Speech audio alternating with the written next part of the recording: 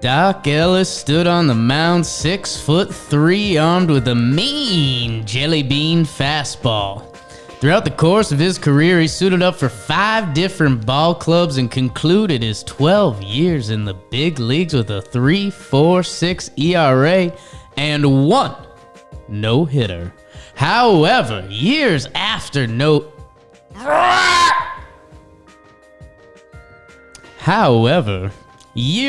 that no-hitter, Ellis's popularity peaked when he admitted to the public that he had accomplished the feat while tripping on LSD, baby.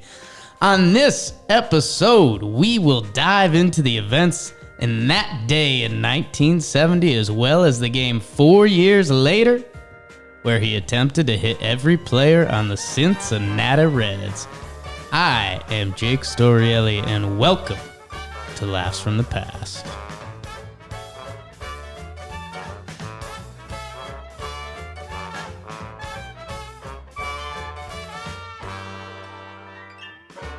Welcome to Laughs from the Past, Season 6, Episode 9. This is your final episode of Season 6, in which we have been covering baseball, Major League Baseball, and a little of the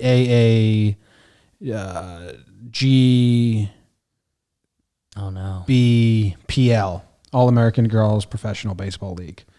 So this isn't that, Jake. This is the Major League Baseball that men's were allowed to play in. And it's Doc Ellis. Good job on the intro. A lot of facts there. Doc Ellis, James. We have some familiarity with this. Familiarity. I'd say more than usual, but not necessarily. Like when we did our history stuff, whatever the different seasons that is, I guess this is all history. It's all history. It's a history podcast. When we did, Civil War stuff, I know the names. Yes. And I maybe know one thing about them. And Doc Ellis is kind of the same thing. We know he was a pitcher. He has the famous YouTube video that a group of my friends used to watch bi-weekly. Are we going to play any of the clips in here? Is there a good sound from the Doc Ellis? Well, my favorite line, and the line that my buddies repeated all the time, is supposedly he takes the drugs. Is this the video? This is the video. Okay. Should we watch this? I knew where it would hit me.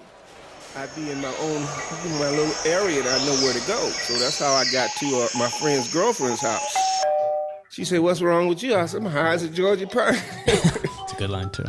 The next day, which I thought was the next day, she told me, "You better get up. You got to go pitch." I said, "Pitch? I pitch tomorrow." Hell, what are you talking about? Because I had got up in the middle of the morning. Is there a good line? Because producer Luke is basically saying that this is telling the story we're about to tell. Right. Well, the next line is, he says, "What happened to yesterday?" It comes up here. More acid. She grabbed the paper, brought me the sports page, and showed me. Boom. I said, "Oh, wow. What happened to yesterday?" So that's the line you like. That's a really good line. If you're, that post-college age, you're still weekend warrior, hitting it hard. You put on a good drinking shift the night before. You drop a good "What happened to yesterday?" It's a powerful line. Okay. I didn't know the latter part of your intro, that he tried to hit every batter on the Cincinnati Reds. I'm more interested in that than the LSD game. We're excited about that. I'm interested to see how much of a story. I guess that could be a full story, but yeah, you try to hit everyone on the Cincinnati Reds, and I guess there's why did he do it? How many did he hit? There's a lot of it. There's a Cincinnati Reds pitcher this year, Amir Garrett, that tried to fight all of the Pittsburgh Pirates in theory. So I'm wondering the juxtaposition between those two situations now. So we do have a little bit of history on our dude Doc Ellis. Yes. Known as Peanut, then later simply The Nut, which are two good nicknames. Yeah, jealous. You remember Lil Peanut? Lil Peanut, kind of. Little 9-year-old rapper? Yeah. Yeah. Was that the one? You can be my study buddy, teach me about social studies, then after school we can go and get money. I was thinking there was another little someone recently that was like a 9-year-old Canadian girl that was at like pimp houses and stuff. She was fake though. I know she got revealed. And then I think it all ended. Lil Tay Tay? Lil Tay. Yeah, Lil Tay. Luke, can you raise this up so I can listen to Little Peanut real quick? Would you like some tape that you bubble gum or a freeze cup?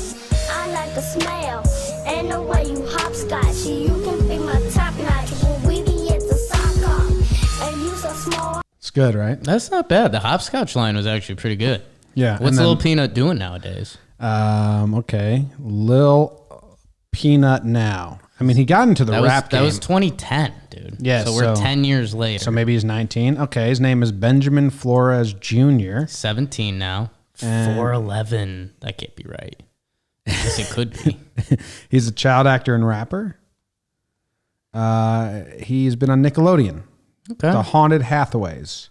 He plays a character called Triple G. Good job, Nickelodeon. Way to take the black kid and stereotype him as a Triple G. Damn. He's got a name. It's Little Peanut. I think you made a connection there. That Triple G. Peanut Doc Ellis. The Nut was born on March 11th, my sister's birthday, 1945, in Los Angeles. We are in LA as we record this. Wow. What's up? His father, known as Big Doc. It's perfect. That's a great nickname. Worked in a post office as a longshoreman, then went to school to learn shoe repair. Long horseman. You almost said that. Long horseman. He was a long horseman. Yeah. His wife, Naomi, assisted him when they opened a shoe repair shop and a dry cleaner, Yeah. servicing the community. Cobbler. Little insight. Jake and I recorded this intro yesterday, but the internet froze. So we said, let's table it. And we went down a pretty deep dive into shoe repair and how it's cool. But I also don't understand why anyone would ever send their shoes to get repaired and not just buy new shoes. It's definitely something. I confuse cobbler and cobblestone, and my big takeaway from yesterday, and then everything else is going to be fresh. What happened to yesterday? Exactly. Yeah, Big Doc, the mailman, is the perfect character on any TV show. I like him more as a shoe repair. We've had too many mailmen characters in sitcoms. The local shoe repair guy, that doesn't get enough play. Yeah, because you don't go there ever. He's only in one episode. Yeah, the local customer at a shoe repair guy in a local town, that's some insight I need. Like the one guy who's there once a month, just his shoes are always talking. What is it? Is it like a good luck thing at a certain point? Why don't you just get new shoes? I don't know. It's tough. Well, Doc attended the predominantly white Gardena High School in hopes of finding a better education, but found a good dose of racial prejudice. Oh, plot twist. Gardena is a type of flower, I believe. Luke. No one knows. Thank you. Ellis refused to play for the Gardena High School baseball team because a baseball player referred to him as a spear chucker. Instead, Yikes. he played baseball. What? You got it. Keep reading. He refused to play for the baseball team. Instead, he played baseball as an infielder for the local semi-professional Had to read the team. sentence. That's dumb. No. Oh, yeah, I'm not going to play on my high school team. Instead, I'll just go play semi-pro to spite you. Sounds like your semi-pro is better.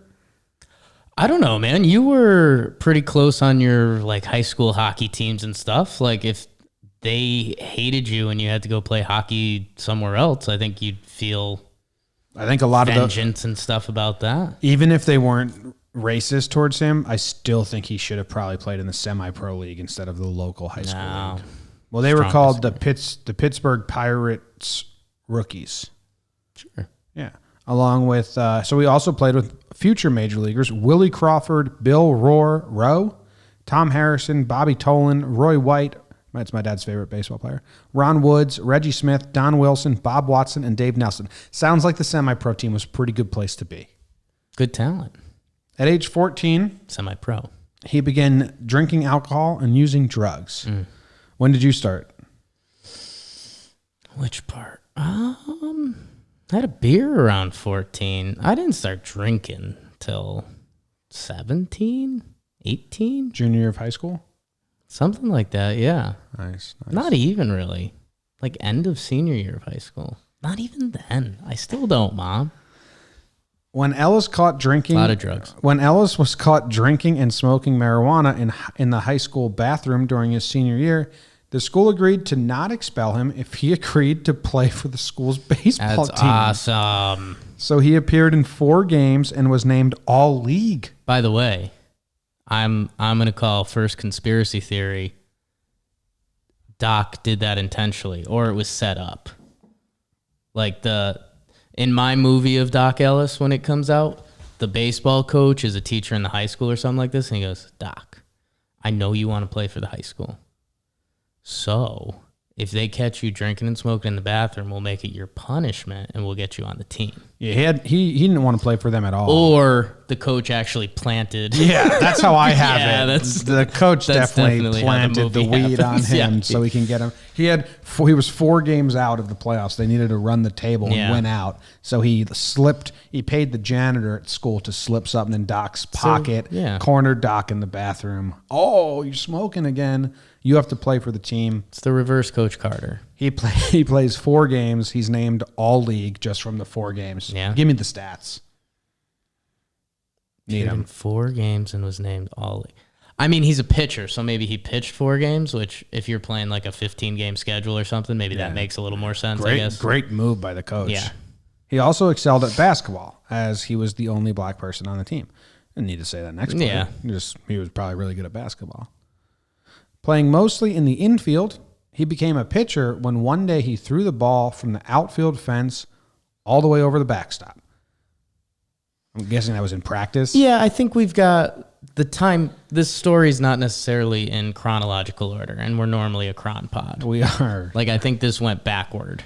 Well, it's like playing mostly the infield, he became a pitcher when he threw the ball from the outfield. Where are we? Yeah. What is he? A tall, lanky right-hander at 6'3" and 195 pounds. He batted both ways and threw so hard his friends would stop playing catch with him. So that's just him being a jerk. Yeah, I think also the way this story is written, I think it's a little folksy. Yeah. Like we've got Trying to make him into and a that's the superhero. thing where we'll come up to the drug stuff and that kind of thing. But like, I mean, just reread. He batted both ways, threw so hard his friends would stop playing catch with him. It's like, all right. it's like Mickey I bet he had a Mantle. couple guys that played catch with him still. It's very tall tale. Yes, tall, 6'3" to be exact. Ellis attended Los Angeles Harbor College in Wilmington, California, but spent most of his time playing baseball in Watts for former Negro Leagues pitcher Chet Brewer. Dude did not want to play school ball. He was too good for it. Chet Brewer is a great name. Brewer scouted for the Pirates and tutored several future major leaguers, including Bob Watson, Bobby Tolan, and Enos Cable. Cabell? Is Enos gonna have a comeback? I think we're all those old school That's names. 2020. Like my nephew's name is Ike. That's Right. like an old school name. Enos. Enos is coming back. Enos Slaughter. That's if it's not already, that's my big call for 2020. Fielding several offers, Ellis always wanted to sign with Pittsburgh, as he finally did in 1964, but saw his signing bonus reduced from $60,000 to $2,500 after his arrest for stealing a car. I don't know Doc Ellis well, but I think he'd take that one back. I think he's okay with the early drinking, some drugs. What's fucked up is how happy the Pirates probably were to find out he stole a car, Right? because they saved $50,000. Like, bad character, but Nice, yeah, let's dock 55K. Yeah, I get it. All right, his time in the minor leagues.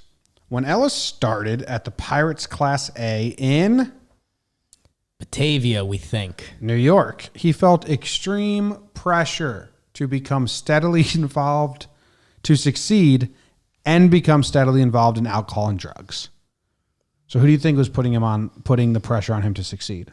I know you're up in arms about this a little bit. I'm saying the pressure of being a kid trying to make it, and he got involved in the booze and some other stuff. Yeah. I think Welcome to the hotline. I think there's a lot of he left home and there's a lot of peer pressure for the alcohol and drugs. Right. and pressure to succeed. They're kind of mixing them together. You basically put any group of guys in a room for an extended period of time, and there's pressure and alcohol and drugs. Not at a Mormon retreat. I think there is. I think there's the most pressure there. You should go one time. One slip up and you're done. Yeah, there's no peer pressure to do alcohol or drugs. There's so much peer pressure on you to not that there is. It's the old reverse. It's like having parents that are strict with you. If they're hyper strict with you, you sound like a guy that's go the never other been way. to a Mormon meetup. If you have been to one, I'll shake your hand right now. Not interested. Not interested either way. Off the podcast, no handshake. Continue. Homesick and lonely, he went to a bar with teammates and ordered a beer. He was drinking a beer when he came in here, hoping to pass as 21.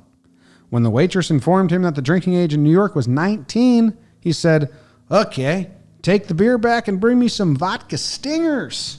Do we need to start calling shots stingers? Shooters. Stingers is so much better than shooters. No, stingers are different. They're not. They would bring them out in a syringe. You'd needle them into your gums. You think Doc Ellis is needling gum shots in Batavia, New York? You think he wasn't? Yes. He was hardlining vodka into his gums. Stingers?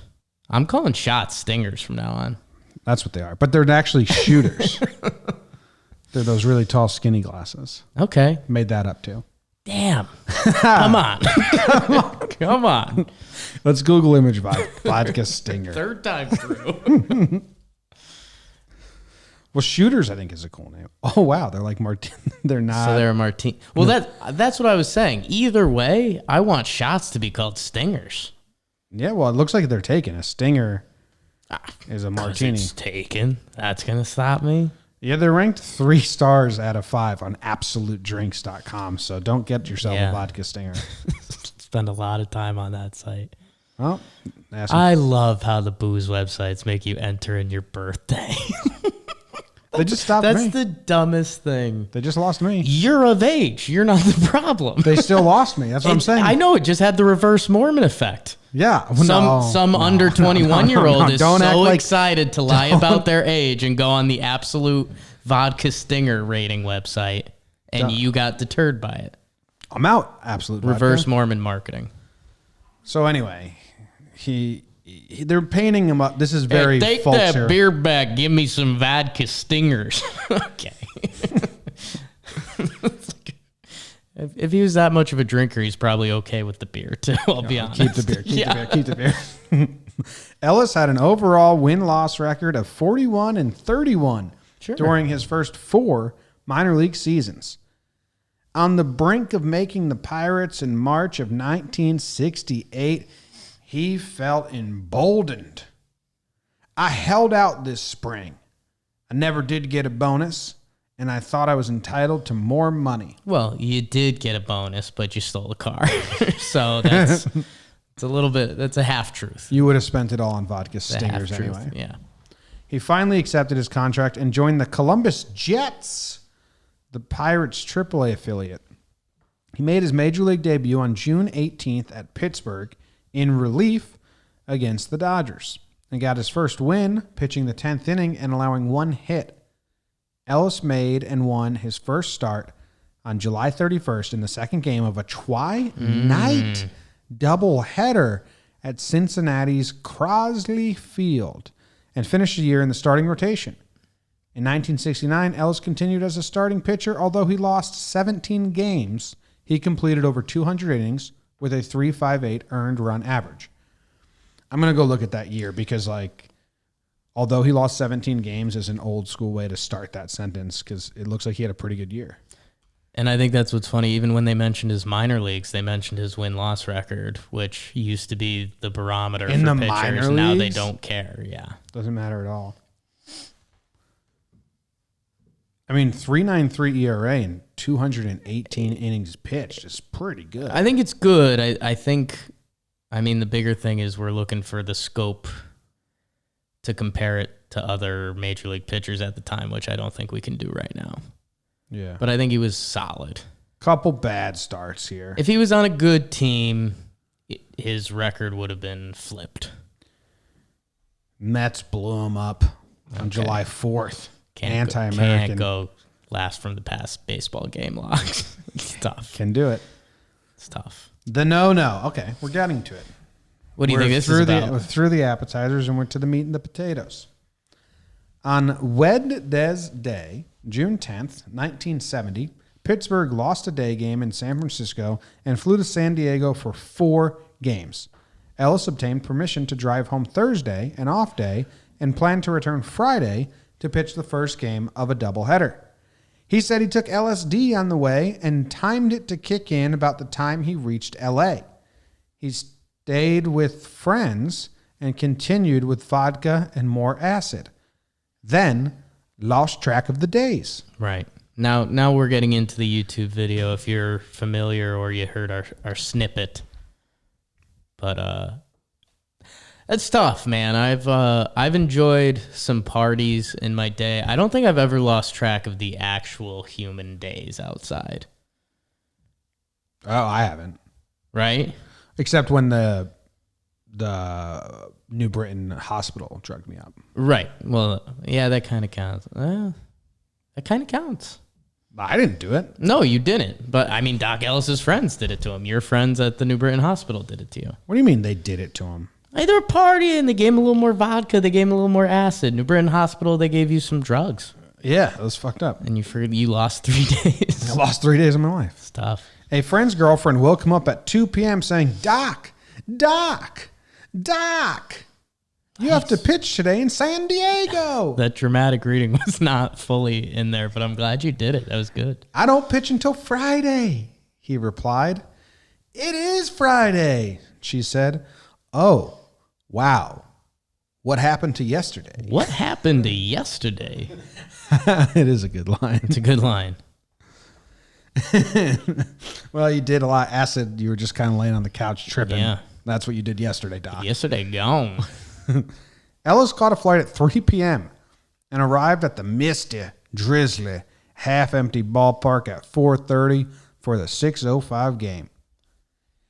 He remembered having a sense of euphoria, with the ball feeling sometimes big, like a balloon, and other times small, like a golf ball. He saw a comet tail on his pitches and Richard Nixon umpiring behind the plate. Comet tail on the pitches is pretty awesome. Like, So that's got to fill you up with confidence. So a couple things here.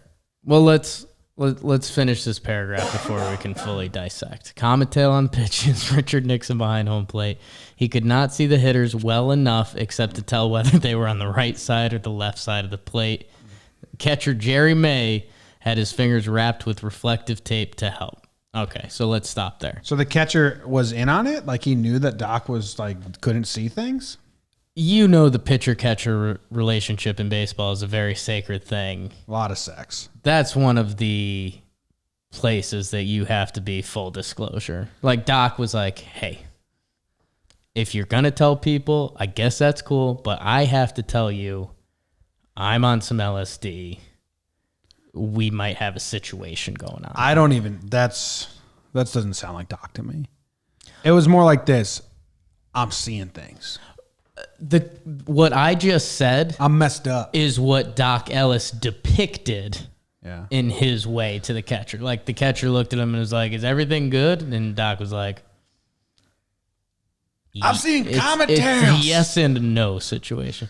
And I think something really fun here that we can try to pass along from our baseball stuff, especially our recent meeting with former pitcher Phil Hughes, who we asked, Huggies.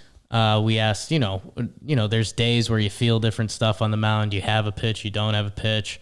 You know, he may be making a comeback, but right now he's out of baseball, and he was talking about just inventing pitches on the fly. You know, pitchers have some artistic liberties out there, and now pitcher Doc Ellis out there, and one time he gets back and he's got a balloon in his hand. You got to take some artistic liberties with that. Holding the string. The next time Hitters are looking at him like, what the fuck? Next time it comes back and it's a golf ball. So Doc, I mean, are there interviews with the catcher? I feel like we need to know more from the catcher's perspective. I don't know who the catcher was. I mean, it said his name. And here it in says the name? article. Yep. Jerry May. Jerry May. Okay. Ellis recounts, I can only remember bits and pieces of the game. I was psyched. I had a feeling of euphoria. I was zeroed in on the catcher's glove, but I didn't hit the glove too much. I remember hitting a couple batters, and the bases were loaded 2 or 3 times. The ball was small sometimes. The ball was large sometimes. Sometimes I saw the catcher. Sometimes I didn't. Sometimes I tried to stare the hitter down and throw while I was looking at him. I chewed my gum until it turned to powder. Pause. Have you ever done that? No. It's so weird. I've done that before. I started having a crazy idea in the 4th inning that Richard Nixon was the home plate umpire, and I thought I was pitching a baseball to Jimi Hendrix, who to me was holding a guitar and swinging it over the plate. They say I had about 3 to 4 fielding chances. I remember diving out of the way of a ball I thought was a line drive. I jumped, but the ball wasn't hit hard and never reached me. Yeah. That's funny. That's a good moment in the YouTube video there. That's man. Hey, that's one of the scariest pitchers to face, man. You don't know where the ball's going? I mean, this guy, he's got no idea what he's doing. He's doing pretty good. Okay, there's some footage. We'll watch that after the fact. Yeah. Rookie Dave Cash sat next to Ellis in the dugout and from the 5th inning kept reminding him that he had a no-no going. 9 innings, 8 walks, and 1 hits batsman later. The weak-hitting Padres lost 2-0 without producing a hit. I do not blame the Padres. He had 8 walks. He hit a guy. So at least you're putting a guy on base once every inning per the average. And the dude is clearly off his rocker. No one is digging in to the batter's box on the Padres saying like, yes, I'm going to see the ball well and I'm going to work the count here. Probably just like, get me the fuck out of here. Yeah, a couple things here. So normally like a leadoff hitter for a baseball team will go out there and he'll check in back with the guys and be like, oh, so does it look like it's throwing hard or what's going on out there? Definitely hitter 2 or 3 came back and was like, something's off with Doc today.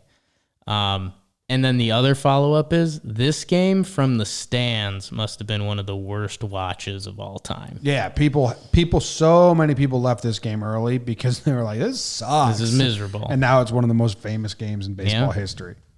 That's funny. Ellis insisted that he did not intend to take LSD before pitching. He lost track of time. Believe it. Yet he did admit that he worried about how he would be able to pitch. He knew the effects of LSD would not wear off before the game, so he took some speed. Yeah. Because it was a habit. Yeah. It was natural to take stuff, forgetting that I had taken the acid. Wait, what? So did he take the speed to counter the acid, or did he just take the speed because that was what he did normally? So I think, and this is knowledge I wouldn't have outside of the original video, but I think speed, and you'll probably be more familiar with this, is greenies. Mm-hmm. Greenies were extremely popular in baseball during this time period, and I think it was a semi-normal way for pitchers to almost take care of their body, but Doc had forgotten he was on the LSD. Oops. So you've had an accident. Oopsies. Controversy. Any assignment of a true status to this story must be a guarded one. Only Doc Ellis knows whether or not he actually took LSD the day he pitched his no-hitter. Are we going to get into, are there LSD doubters? I'm going to shoo those people away. Are you an LSD doubter? Well, I'm going to feed you something. I'm going to allow you to go back into his game logs because I think we do need to see his other walk totals from games that year. I mean, if this is the clear outlier. I mean, the other thing is like... And I guess maybe Doc Ellis is a genius if he wasn't on LSD, that now this game has become so popular, he made it a way for his no-hitter to be remembered. That's kind of genius. You wouldn't do that, man. I mean, I get it, but here we are talking about it. Yeah, I mean, if you're a doubter, I think you're just a party pooper. Why would he invent this story? Like, it probably got him in a lot of shit people probably yelled at him like back in the day. Like it's funny now in retrospect, but when did he admit to this? Did he admit to it 30 years after the fact? Know. He did? Okay. So that changes it a little bit. But man, the old Padres logo and Pirates logos were pretty weird. What am I looking at? His game logs? His game logs, yeah. You've gone very awry. Game og. That's the problem with the search. Found it. So he's got 8 walks. You could sort. And I'm trying to find the 8 walk. Just sort by walks.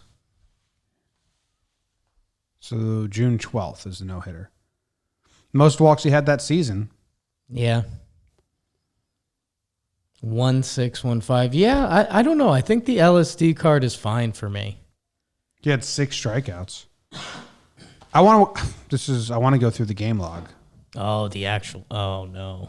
I just want to see. How much did he have? Any 1, 2, 3 innings? Okay, his second inning was a 1, 2, 3. Ground ball, line out, fly ball.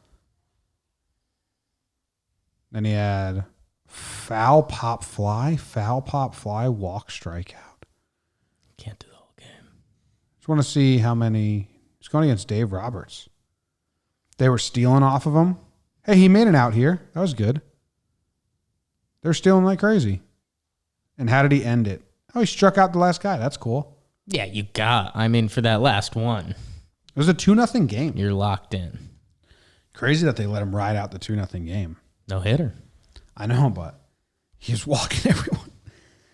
And even if he did ingest LSD that day, judging the extent to which the drug was affecting him by the time he took part in the evening's game is problematic.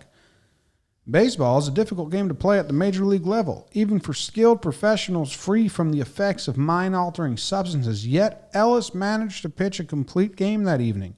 Apparently did not act so unusually that his teammates or manager took notice, and was quite lucid while conducting post-game interviews with the press. Oh, obviously. I mean, you get through the experience he just went through. You're on the mound, Richard Nixon, balloons, golf balls, and then you make it through to the other side. Everything else is easy. You just got to talk to people about the game. Although Ellis might correctly be described as having been under the influence of LSD during his no-hitter, quite possibly the drug's primary effects had peaked and were wearing off by the game time. If I'm ever talking with someone and they come up to me and they're like, well, actually, the LSD wasn't really like kicking that much. He was worn off. So you admit he was still had LSD in his system? Okay, cool. Yeah. Don't care. LSD, a little greenies multiplier. Like, yeah, we've got a nice little cocktail going here. You think he ever tried it again? Had to. It's an interesting question. I feel like that question has been asked throughout time. I'm going to say no, because I think you can have a bad experience with drugs. And I think net, like, yes, he threw a no-hitter, but I think that was a bad day for Doc Ellis. Late in his career, like struggling. Come on, you ever think he tried it? He pitched until he was 34, but he started at 23. It's not bad. Nice decade. 4th in the Cy Young one year. All right, I want to hear more about this Pirates-Reds game. Yes. Where he tried to hit everyone. Doc Ellis is moderately famous for throwing at batters. On May 1st, 1974, he tied a major league record by hitting 3 batters in a row. They were the first 3 batters up in the first inning. That's tough. They were Cincinnati Reds batters, and Doc's control was just fine. On Wednesday night, May 1st, 1974, the Reds were in Pittsburgh. Doc was starting against Cincinnati for the first time that year. As it developed, he was also starting against Cincinnati for the last time that year. Nice. Beginning in spring training, among the palm trees and the breezes and gas shortages of Bradenton on the Gulf Coast of Florida. Why did we need that much description? Doc had planned to hit as many Cincinnati batters as possible when he first pitched against them. He told some of his teammates they were not sure, but they were not sure if he meant it. Why? So I'm doing baseball stuff here. Was 1974 like Big Red Machine? I mean, weren't the Reds almost kind of like a mini dynasty? You could be right. 74, yeah. 1974 Cincinnati Reds. It looks like all the pictures are from that. Sparky Anderson. 98 and 64. The year before that, 99 and 63. Finished first. 1970. Yeah, so this is a good Reds baseball team. This is Pete Rose. This is Sparky Anderson, the manager. It's a good baseball name. Yeah. So he just wanted to hit all of them. Yeah. At the regular team meeting before the game, the Pirates meet at the start of each series to discuss the ball club they are about to engage. Doc said there was no need to go over Cincinnati batters, their strengths and weaknesses. I'm just going to mow the lineup down, he said. Mow in italics. Yeah. Doc said, don't even give me no signal. Just try to catch the ball. If you can't catch it, forget it. That's good. That's good. Taking his usual warm-up pitches, Doc noticed Pete Rose standing at one side of the batter's box, leaning on his bat, studying his delivery. On the next to last warm-up, Doc let fly at Rose and almost hit him. A distant early warning. I mean, we're starting to get into some... Doc might be crazy. Doc might be crazy. Currently not on Doc's side. This is spring training. You're the Cincinnati Reds. You're going to hit the first three. It's not spring training. It's May 1st. Oh, excuse me. It began in spring training. Excuse me. Wait, so where are we? Why do we even do the spring training thing? That's when he made his plan. In spring training, he said, whenever we face Cincinnati Reds, I'm hitting all of them. Like this was planned out like months in advance. The Bradenton thing is even odder now. But that's what I'm saying. That line is crazy. Yeah, this is tough. I'm going to need more because you hit the first two guys and you say, hey, this is baseball. Weird stuff happens every game. You hit the third guy, you've crossed the line. When you hit the first three guys after you try to hit the first batter of the game before the game starts, I can't defend you. I've got nothing. In fact, he had considered not hitting Pete Rose at all. He and Rose are friends, but of course friendship, as the commissioner of baseball would insist, must never prevent even-handed treatment. So it's the commissioner's fault. No. Doc had considered not hitting Pete Rose because Rose would take it so well.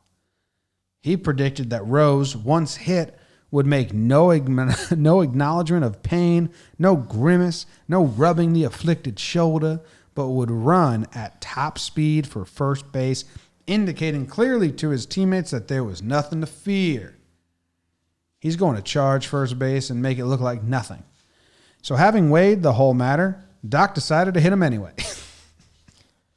Doc's starting to get into like serial killer mindset. Doc's lost. I almost thought about not killing that person because they've been looking forward to death. It's like, whoa, Doc.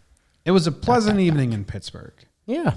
Yeah, the weather beginning to get warmer. Perhaps 55 degrees when Doc threw the first pitch. The first pitch to Pete Rose was directed towards his head. As Doc expressed it, not actually to hit him, right, but as the message to let him know that he was going to get hit. Right. More or less to press his lips. What?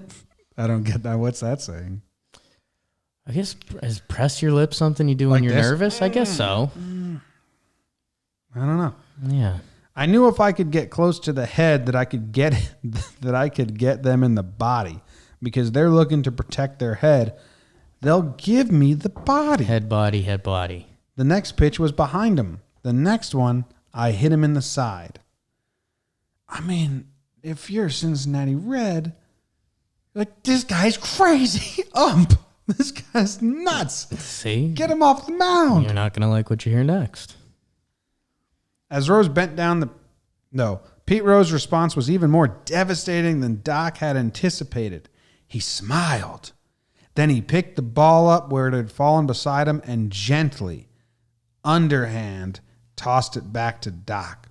Then he lit for first as if trying out for the Olympics. As Doc says with huge approval, you have to be good to be a hot dog. Truer words haven't been spoken.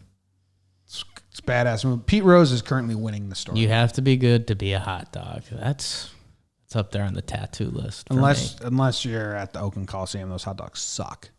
I think that's never mind. As Rose bent down to pick up the ball, he had exchanged a word with Joe Morgan, who was batting next. Morgan and Rose are close friends, called Pepper and Salt by some of the ball players. Morgan taunted Rose. He doesn't like you anyway. You're a white guy. Like that. Doc hit Morgan in the kidneys with his first pitch. Oh, really? Joe Morgan will have one of these. By this time, both benches were agog. No, come on. What's that word? I mean, that's just trying to work a word in because it used to be a word. Agog? Very eager or curious to hear or see something. I mean, that's We don't like that? agog. No, I don't like that. Okay. All right. If you use a word like that to go out of your way knowing no one's going to pick up with it, I mean, that's... If you use a good vocab word that you're like, oh, I kind of should know that one, or you get what it's saying, you're like, oh, that's good. Agog. They could have... Maybe we're We should pronouncing it wrong. have. We should have guessed agog. Play the computer sound, Lucas. Agog. Nope. We said it. We nailed it. Agog. That's terrible. Okay.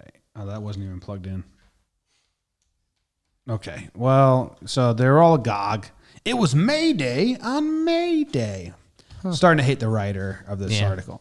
The Pirates realized that Doc was doing what he said he would do. Oh, yeah. The Reds were watching him do it. I looked over on the bench, and they were all with their eyes wide and their mouths wide open, like, I don't believe it. The next batter was Dreesen. I threw a ball to him, high inside. The next one, I hit him in the back. Bases loaded, no outs. Tony Perez, Cincinnati first baseman, came to bat. He did not dig in. There was no way I could hit him. He was running. The first one I threw behind him over his head, up against the screen. But it came back off the glass and they didn't advance. I threw behind him because he was backing up, but then he stepped in front of the ball. The next 3 pitches, he was running.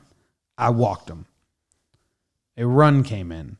The next hitter was Johnny Bench. I tried to deck him twice. I threw at his jaw and he moved. I threw at the back of his head and he moved. You know what I have in my head? I have the scene from Remember Titans where Denzel Washington's yelling at the ref and she's like, ref, he's lining up off sides. And I have every batter stepping into the box, turning to the ump and like, he's crazy. Like, he's crazy.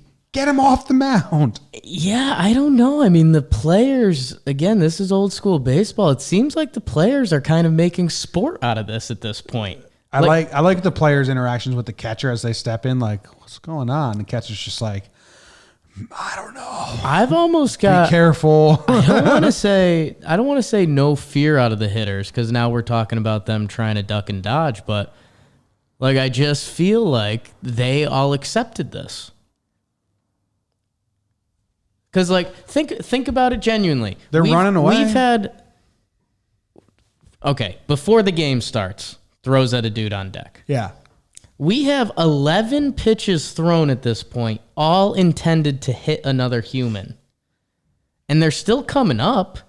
Like at a certain point, if there was a fear factor, the manager comes out and you talk to the umpire and you say, The umpire's a sicko. we're not doing this anymore. We can all agree the umpire's fucked. I think the players are kind of sickos at this point. With 2 balls and no strikes on Johnny Bench, 11 pitches gone, 3 hit batsmen, 1 walk, 1 run, and now 2 balls, Murtaugh approached the mound. He came out as if to say, what's wrong? Can't find the plate? Doc was suspicious that his manager really knew what he was doing. No, said Doc. I must have blasitis. Why'd you make Doc Southern? I've wanted to ask this for a while. He's from California. You've made him Southern the whole episode. That's his voice. Okay. I have blastitis. What is that? Read the next sentence. It was genuine wildness, not throwing at batters, that had destroyed Steve Blass the year before. Jesus. Yeah. Doc sucks.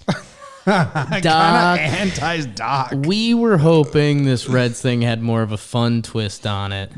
This story blows. Doc And you know is what? terrible. This story would still be okay if we had a motive. Yeah, that was, We never got but that. tell me like they Maybe ran it's over. coming. Okay, he looked at me hard. Doc remembers. He said, "I'm going to bring another guy in." So I just walked off the mound. That's what? So he just left. All right. In his May Day experiment, his point was not to hit batters. His point was to kick Cincinnati's ass.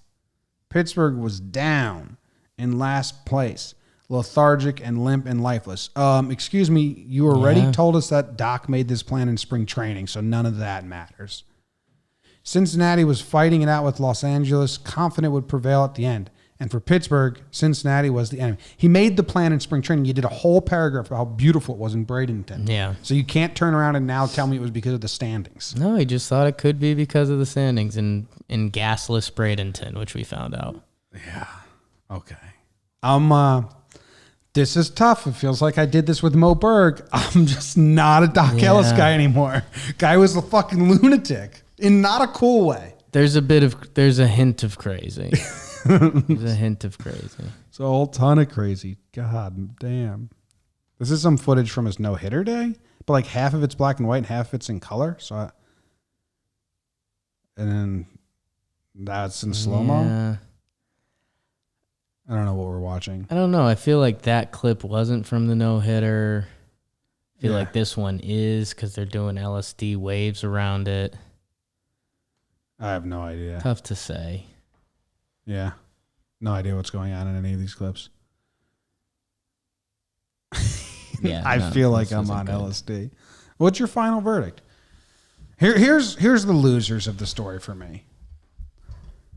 One tidbit, because you guys might have skimmed over it, but you were talking about if he ever tried it again.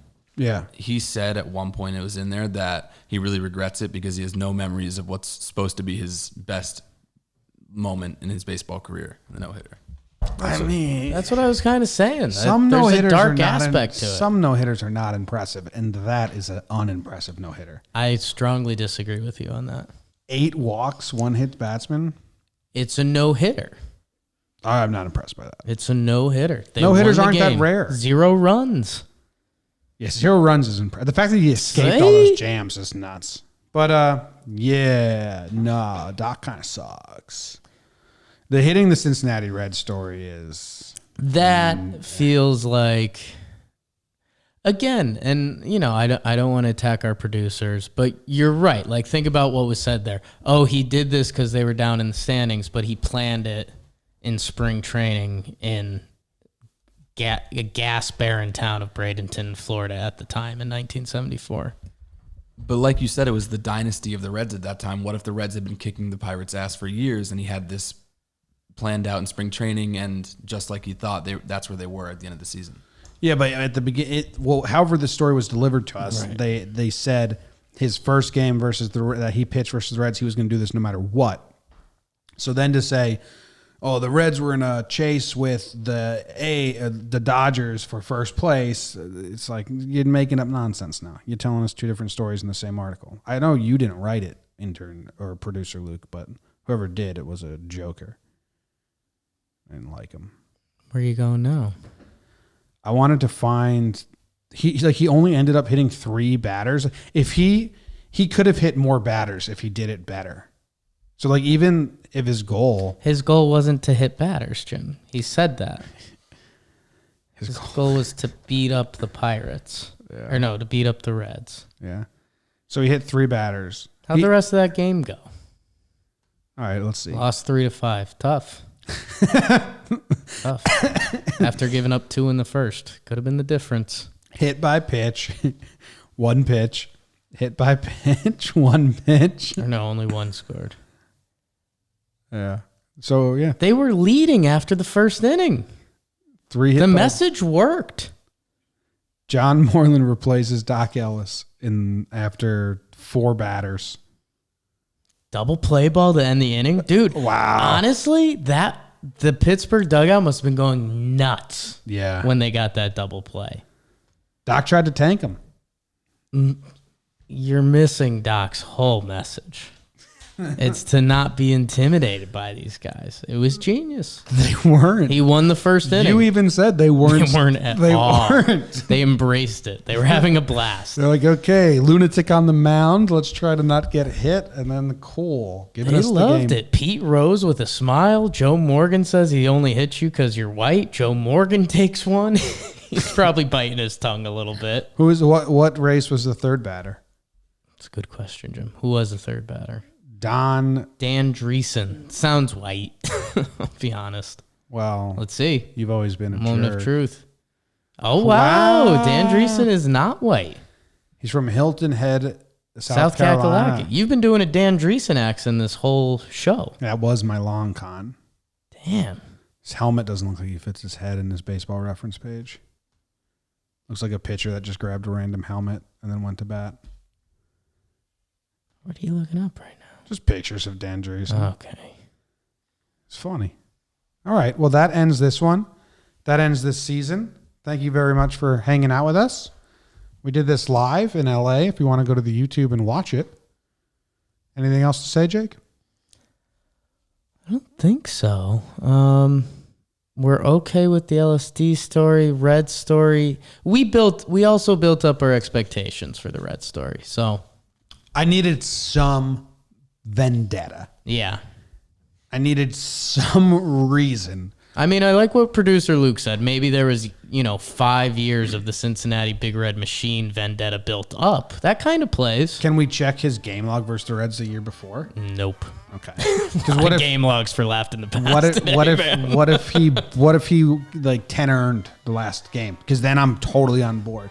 You'll have to find that out when you're leaving a 5-star review. Laughs from the past.